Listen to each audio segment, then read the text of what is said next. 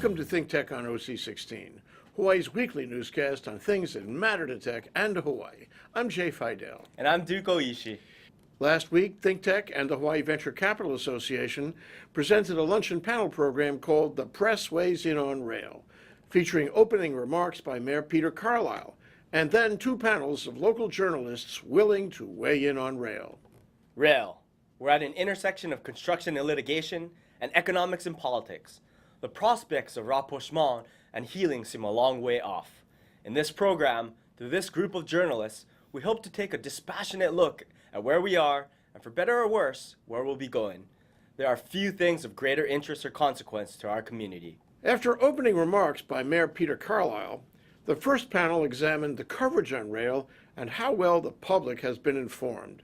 It was moderated by Steve Petranek of Hawaii Business Magazine, with panelists Jerry Burris, freelance writer and editor, Richard Halloran, whose Rising East column is carried by Sybil Beat, Mark Platte, news director of Hawaii News Now, and Barbara Tanabe, award-winning broadcast journalist. In his widely acclaimed bestseller, Malcolm Gladwell, The Tipping Point, How Little Things Can Make a Big Difference, he explores and illuminates what he calls the tipping point phenomenon. It is that moment when an idea, a trend, or a social behavior crosses a threshold, tips, and spreads like wildfire. A small but precisely targeted change can ultimately change entire communities for generations to come. When he was asked why he ended up being involved in this particular level of writing and what it meant to him, he said, one of the things I'd like to do is to show people how to start positive epidemics of their own. The virtue of an epidemic, after all, is just a little input is enough to get it started, and it can spread very, very quickly. That makes it something of obvious and enormous interest to anyone, from educators trying to reach students to businesses trying to spread the word about their product, or for that matter, to anyone who is trying to create change with limited resources. Today, the city and county of Honolulu stands at a crossroads. For those of you who might be too young to remember, The Boys on the Bus is a book about how the media covered the 1972 presidential campaign, and you probably can't even remember who ran in 1972.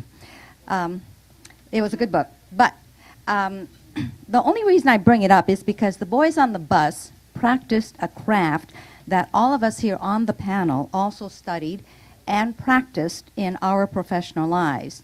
Now, back then in 1972, it was a much simpler time. If you think about it, for the reporters, there was really only one deadline, or for the wire service reporter, many during the day. But there was only one telephone means of transmission. We're not talking about internet. There was the telephone, and that's how you communicated with your desk. So they had the time, the reporters, the boys on the bus, had the time to be able to verify their information or review their notes to put the subject into perspective for the reporters and their viewers. And there was experience. The boys on the bus had been on their beat for years, and so they knew their subject. They also had access to the decision makers, the people that they would interview, and these would be the candidates and their aides. And with that knowledge and access to their subjects, the boys on the bus had content from which they could write stories that had great depth, perspective, and analysis. That's how news is covered, with reporters who get the facts and information from the people who make the decisions. But what has not changed for me is, as Steve mentioned, the commitment to covering this project. I don't think there is a bigger project and a bigger issue that we can cover than rail in these days, especially now. It is a legal story. It is a land development story. It is a political story. It is a social story. You name it. There's contracts, there's money, there's influence, there's everything you could possibly imagine in this one story. And that was one of the reasons back in 2006, I believe, that at the Advertiser we put Sean Howe and said, this is a full-time beat for you.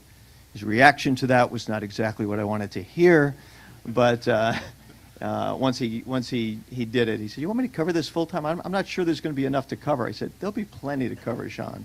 And we saw that. And in my new role as a news director in a television station, I would love to be able to put a team of people together and cover this issue. It is not possible, given what the constraints of television news.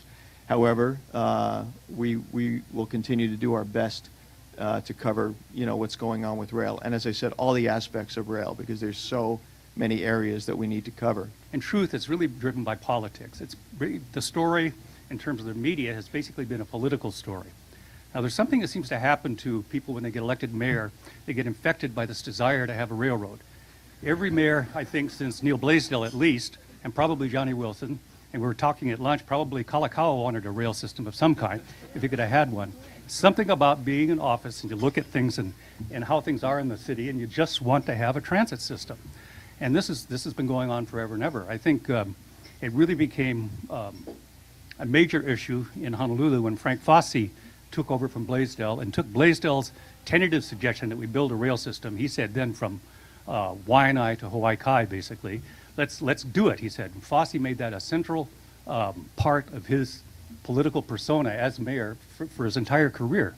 And of course, back then they were talking about something that was outrageously expensive, almost impossible to think of spending $1 billion on a rail system. And now we're at, close to $6 billion and probably counting. I think in terms of my personal experience with rail, it seems like I was covering that story since I actually had some dark hair. Some years ago, I was in the Washington Bureau of the New York Times, and I came in one day from my beat and said something to Ed Dale, our economics writer, about Vietnam. And Ed said to me, "I don't know." And I sort of teased him. I said, "What do you mean I don't know? This is the consuming issue of our times." He said, and then he taught me something that I would like to pass on to you, that when you get a story like Vietnam, you can do one of two things. You can either master all the details, immerse yourself in the story as a reader now, not necessarily as a reporter, or you can just read about the turning points, or what the mayor called the tipping points, and go on with about the rest of your life. That's what I have chosen to do. I read about the turning points, the major decisions, and so forth. I do not try to absorb all of the detail, because I got other things to do with my life and my work. Along with access comes transparency. And I think without that, reporters are hamstrung because they cannot get access to the reports that they need to read so they can raise questions. This is a big, important project. It's been divisive in a lot of ways, and everybody has a right to scrutinize it. I would hope that consumers of news, to the degree possible, would try to look at the coverage of the transit debate and transit argument, not through the mirror of their own predisposition, pro or con, but rather the coverage itself. I would just like to associate my thoughts with Barbara Tanabe's when she talked about access. She was absolutely right. The second panel examined the story on rail and what the public doesn't know about it. It was moderated by David Tomilowicz of Hawaii Business Magazine, with panelists Malia Zimmerman, a Hawaii reporter, Michael Levine of Civil Beat, Mark Abramson of Pacific Business News, investigative reporter and blogger Ian Lind, and political science professor and analyst Neal Milner. And I have to say, and myself included, the media, I think, has lost the forest for the trees. And I've been as guilty of it as anybody. The cost analysis really was boring into that and not, and maybe boring is a poor choice of words. Hopefully it wasn't too boring. But missing the big picture of what the impacts of the project are and getting focused on the particulars of the project. So an example, the cost, $5.2 billion, it might be more. There's been a lot of discussion of jobs. We've heard 10,000 on average during the years of construction. That number, there's direct, there's indirect. We're never going to know how many were created. And then, of course, the mayor discussed today congestion and traffic. And there's been a lot of discussion about whether or not it actually will help. I think it's pretty clear that traffic in 2030 with rail is going to be worse than it is today, and I'm sure Malia will touch on that in her remarks. But I think that honestly, all three of those, the cost, the traffic, and the jobs, are all red herrings from what the big issues really are. I had somebody come up to me, I think it was last week. It was a rail opponent. I'm not sure if he's here. I haven't seen him today, but he mentioned that he thought that there's an underlying motivation that doesn't get discussed. He called it social engineering. That was his term. I know it's a loaded term, but I think there actually is some truth to it, because the goal of the project, or one of the main goals of the project long term, is to change people's behavior. Because my big issue is not to convince you of of whether the rail is good or not good, because you all have your opinions on that, and if you don't, I think you've been sleeping for the last 5 years. But in terms of what is it that makes it so interesting and so challenging to cover this story, the issue is what Ms. Tanabe was speaking about, and that's transparency. We ask for these documents. I think I can go back to the Mufi Hanneman days when he was mayor, and it was to the point where I believe Sean Howe, as well as Hawaii Reporter, we weren't being told about press conferences. It was very difficult to get in there. And, it was getting to the point where we were getting boxed out because the questions that we were asking, they didn't want to answer. And they simply didn't. And when we were inviting their different PR companies or anyone from the side of ProRail to come on and talk about what is it that is so great about this project, can you debate it, can you come on the TV show and have the other side? To this day, I have not had on the show, of all my years of doing that Olelo show, 4 years, and countless invitations, have not had the ProRail side come on and want to defend their views. So it's, there's a lot of hiding going on, but on the other hand, sure, there's a lot of social media, there's a lot of coloring books, there's a lot of all those PR press releases that we get about how great the project is. But when we really want to get to the heart of the information, it's been very, very difficult. On the transparency issue, it does make it hard to be a reporter to get the information. For instance, I was working on a story about the lawsuit regarding the HART project, and I wanted to know the legal costs. And basically, I was able to get that from the defense side, from the plaintiff side. The defense, obviously, which is the city, they gave me a figure, basically, but then they come to me and say, oh, we also have an army of city attorneys working on this, but we don't know what the costs are on that. So it's like, how do you quantify it for your story? And that kind of raises a big question to me about transparency. And the fact that when they get back to you so late in the day, when you've been putting out the requests for 3 or 4 days, we're a weekly, we're not a daily publication, but we gotta do it online. So that makes it hard to report and it does raise issues with transparency. Like, why are you waiting so long to get us this information when I tell you when my deadline is, and it leaves us scrambling to get it in the story? I mean, I basically had to rework the whole story, to get that information in. I'm one of those people who believes that our ends are shaped by the means we use to get there. For rail, that's important because I think that's going to dog the rail system if it's built for a long time. And why didn't light rail technology, the most widely used technology in the country and probably in the world, get more than a cursory look during the planning process? Because in my view, the open planning process was hijacked, the public was promised transparency and openness, and what we actually got was a brazen political power play that manipulated that planning process to reach a predetermined conclusion. That is, returning us to the ghost of Frank Fosse and the system he planned 40 years ago. Here's one small example I like to use. The city's sandbagging of the architectural community. Early in the rail debate, the AIA Hawaii chapter began raising public concerns about the look of the rail, the planning process, how rail shapes development, and how different kinds of rail, elevated versus at-grade rail, impacts the community. They were told in 2007, for example, when they raised this publicly, that their concerns and questions were premature. That those questions should be held until after the EIS was completed. What part of the story hasn't been told depends on what people want to know. And what people want to know depends upon how the issue has been framed. And so I want to talk about how the press has framed the issue, although I think you heard firsthand one of the themes that I want to mention, and what difference that makes. I don't want to suggest that the press is totally responsible for this. There are other things going on that I'll also mention.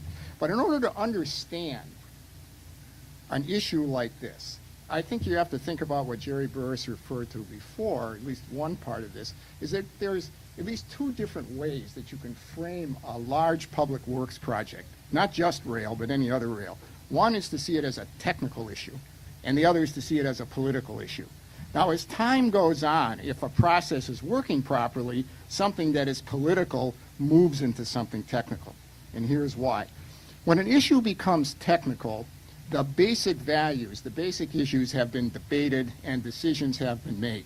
There certainly is an opposition, and the opposition may still appear once in a while, but there is enough consensus, there is enough political power, enough political will in favor of the particular thing to move it forward. Sure. No, I just want to reiterate about transparency, and we hope that Dr. Grabowskis is actually transparent. We haven't seen that yet, and I think what we as news consumers and news reporters have to do is look at what's being said and what actually is being done, because in this case so far, in my opinion, it's been very different things. If I had to pick a word, I think it would be depth. I think that it's lacking in the coverage. I think that you're going to see even more lacking coverage in coming months because of the politics of the mayoral campaign and the lawsuit, and I think it's unfortunate. So if I could leave with one thought, it would be I wish that I and others would dig into stories that we've talked about a little bit today and really explore what it means for the future. One word I would use for this would probably be impact. I mean, what's going to be the financial impact of building this thing?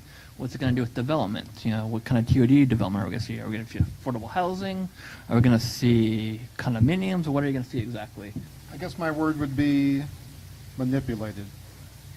And I wish that actually the pro-rail, not this rail possibilities were being explored in more depth. Issue framing, trust, mayoral's race. One of the things that the city has held back from the city council, from the press, the management consultant reports they get from the FDA. I thought it was good. Thank God we finally got away from debating whether rail is good and bad and started to talk a little bit about what we know and what we don't know about it. And what we learned is there's a lot of things we don't know about it yet, even after 40 years of talking. I think one of the ongoing themes that we've seen is that there's not enough information coming from the city. It's not forthcoming. There's a big PR effort to promote the rail rather than giving actual factual information. It was a little bit higher level, 30,000-foot view of where the project is and how the media is covering it. And it's nice to hear how the public perceives the media and also how other members of the media perceive the issues. I thought it was a tipping point moment. I thought that the journalists in the town will give some real deep thought to hearing what each other thought about this. I thought it was a great program. I definitely like the fact that we had the journalists. I love Neal's comments. That kind of summarized the whole issue up to me, that it really is, we haven't gotten through that political phase yet. All in all, we were pleased to have avoided a debate on the rail issue in this program, and we were also pleased to see that our panelists were direct and candid about their views of the journalistic issues involved. We believe the attendees were also pleased with the program and what could be learned from the journalists who participated. As you will have seen, the primary concern that arose among the journalists who spoke is that for them to properly cover rail or any other controversial issue in our community, they need to have access to public officials, documents, and information. When they are not provided with that access, we should be very concerned, since they are our eyes and ears into what is happening in our government and in our community. For the full video of this program, The Press Weighs In on Rail, visit thinktechhawaii.com.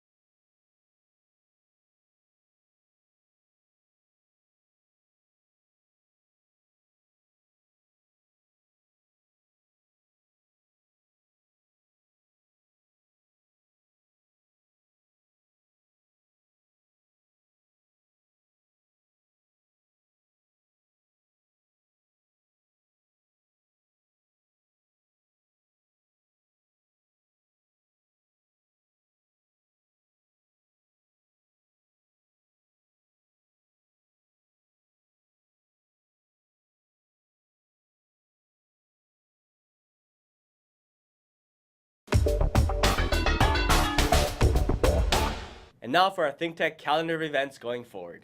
ThinkTech's 4 to 5 p.m. weekday drive time radio series on KGU 760 AM continues this week, covering business, Asia, tech, energy, the arts, and government. Tune in to 760 AM every weekday at 4 p.m. and raise your awareness on ThinkTech Radio. And you guessed it, on May 24th, the Hawaii Venture Capital Association and ThinkTech will present a luncheon panel program called Broadband in Hawaii, What We Can Do to Get Up to Speed, with a number of speakers and panelists to cover the move from what we have now to ultra high-speed broadband, the challenges involved, and how it'll change our state. Sign up for these programs on hvca.org. And now here's Bill Spencer, president of the Hawaii Venture Capital Association, with this week's Spensation.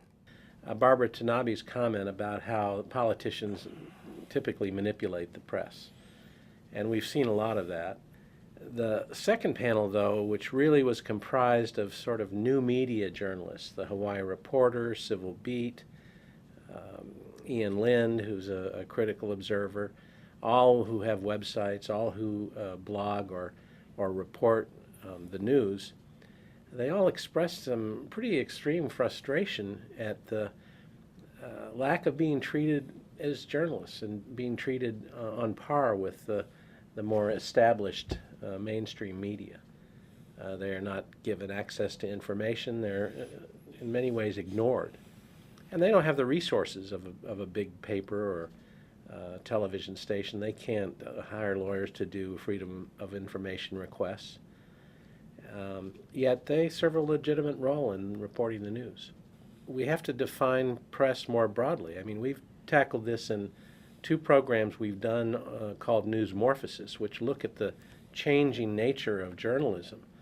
And for these kinds of new age journalists to be able to survive and obtain more legitimacy with the public, they have to be treated equally. And it doesn't seem to me that that's occurring. They're second-class journalists. They're ignored. Sometimes they're blocked from even attending or being invited to press release events. And that's a real shame. Yeah, and this is of great concern. It's in fact a threat to the proper process of democracy. As Neal Milner pointed out, you have a continuum where you're talking first about policy and you have political issues to work out, and then you get into an area where you're in actual technical construction issues, brick and mortar issues. And this process hasn't worked properly in this case. We haven't really gotten through the political yet, even though we're doing construction right now. It's been perverted by the fact that the public was not properly informed or consulted. If the press had more money to spend or was willing to spend more money to mount campaigns on Freedom of Information Act requests, we would do better. But over the years, it's been my observation, they do that less because it costs money. That's right. If they did it more, they would get the information they wanted. They would be able to write better stories, get more in-depth analysis, more, well-founded editorials, so to speak, and we'd be better informed, and the whole collective process would be better accomplished. Well, let's keep observing, and let's keep our journalists involved and see what happens. Thanks for raising the issue, Bill. You're welcome. And here's our co-working entrepreneurs, Richung Fujihira and Tony Stanford, to keep us current on their latest adventures at the Box Jelly. We started the Box Jelly with a few things in mind. We really wanted, create a place to help stop the brain drain, the talent leaving Hawaii. We wanted to really have, if someone has a passion to start something, really be able to have an infrastructure where they can run through. Right now we're in a time of building as a community.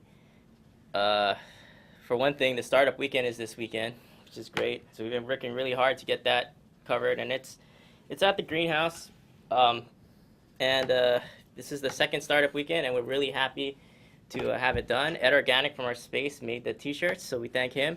And it's been a real great chance for the community to kind of rally together around a single cause. With that, we're creating different co-working spaces that's been opened up around. Startup weekend events are starting to come out of the woodwork. So really, different pieces are really starting the show to come together.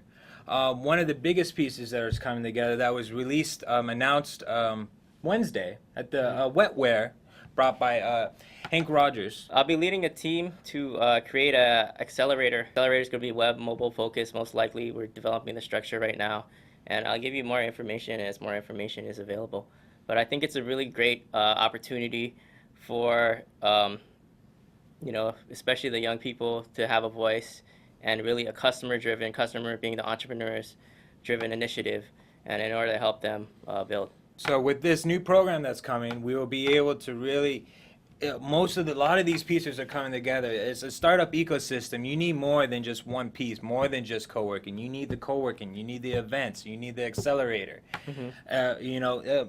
Manoa Innovation Center will play a part in this too. So everything coming together, all these pieces. It's soon that we will see an article in the New York Times and everywhere else where Hawaii has cracked the startup code. Cracked the startup code. As always, is a place to work, a place to meet, a place to build.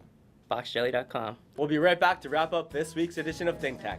But first, we want to thank our underwriters. Thanks to the Scheidler Family Foundation, which supports a number of educational, cultural, and charitable organizations, including ThinkTech. Hawaiian Electric Company and its affiliates Miko on Maui and Helco on the Big Island are deeply committed to the communities they serve. Galen Ho is a senior executive of BAE Systems, a global defense, security, and aerospace company, and CEO of CBI Polymers, a tech company in Hawaii. Okay, dude. That wraps up this week's edition of ThinkTech. Remember, you can watch ThinkTech on OC16 several times every week. Can't get enough of it, just like Duke does. For additional times, check out OC16.tv. You bet, Jay. For lots more ThinkTech videos and for underwriting and sponsorship opportunities on ThinkTech on OC16, visit thinktechhawaii.com, be a sponsor or volunteer, and help us reach Hawaii. I'm Jay Fidell. Thanks so much for joining us on ThinkTech. You can watch this show throughout the week and tune in next Sunday evening for our next important weekly episode. I'm Duke Oishi. Aloha, everyone.